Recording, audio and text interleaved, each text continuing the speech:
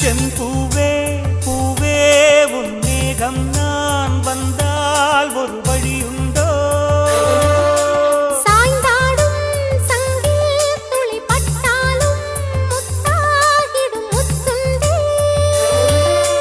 படை கொண்டு நடக்கும் மன்மத சிலையோ மன்னவன் விரல்கள் பல்லவன் மொழியோ இமைகள் உதடுகள் ஆகுமோ வெட்கத்தின் விடுமுறை ஆயுளின் வரைதான் செம்பூவே பூவே உன் மேகம் நான் வந்தால் ஒரு வழியுண்டு